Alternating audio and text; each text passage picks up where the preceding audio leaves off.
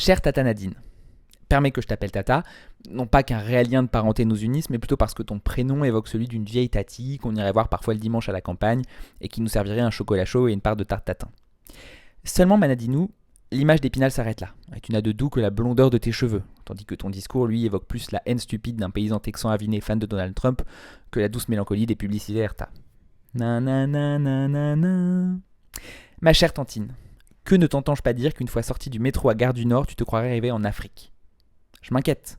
Alors, je peux concevoir que tu n'aies pas trop eu l'occasion de voyager dans ta vie, mais je ne sais pas si tu as déjà tenté de Wikipédier un peu le continent dont tu parles. Je te promets que ça ne ressemble pas à ça.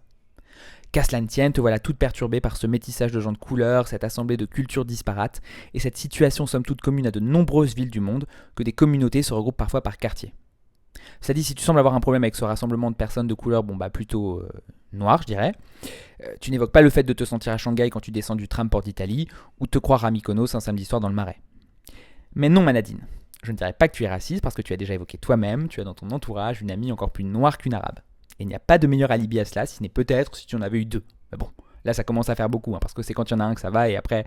Ah non, pardon, ça c'était pas toi. Toi, tu es avant tout une femme de conviction. Une femme politique, prête à mener bataille pour sauver son pays du péril dans lequel il s'apprête à sombrer. T'as vu, je suis presque convaincu.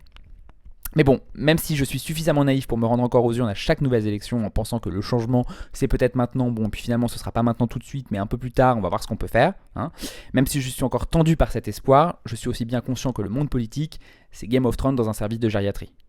Il y a des nains, des sorcières, des coups bas, des trahisons. L'appel du pouvoir est si fort que quand election is coming, tous les coups sont permis. Et toi, Manadine, tu n'es pas en reste. Tu n'as peur de rien, ni de personne. Pas même d'aller racoler les électeurs du FN avec la ferveur d'une vieille pute syphilitique du 19e siècle. Évidemment, pas arrondissement, moi je ne stigmatise aucun quartier. Tu pars donc à la quête des plus viles pensées, des citoyens les plus égarés, et au lieu de les rassurer de douces paroles en leur mettant un petit plaid chaud de bienveillance sur les genoux comme une gentille tata, toi Nadine, tu n'hésites pas à agiter l'étendard de la peur, des migrants envahisseurs, de la guérilla civile pour être bien sûr de récolter le soutien de ceux qui, comme toi, à la campagne, ne connaissent de Gare du Nord et des banlieues que ce qu'ils entendent à la télé. Alors ma chère Tati, je vais devoir prendre mes distances avec toi. Moi je suis pas hyper convaincu de n'être le fruit que d'un pays judéo-chrétien de race blanche. Dans l'absolu, je suis même pas trop sûr qu'on puisse parler de race, si ce n'est d'espèce humaine, mais je suis pas trop sûr que la France ce soit réellement ça.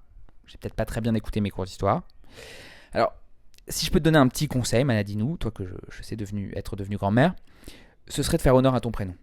Et plutôt que de t'entêter à rendre ta parole publique, quitte à faire sombrer le débat, plutôt que de vouloir à tout prix un nouveau mandat, quitte à te faire passer pour Robert Ménard qui aurait mis une perruque, reste à la maison.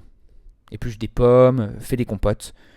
On te pardonnera peut-être pas tes égarements au prochain repas de famille, mais au moins on aura circonscrit ta bêtise.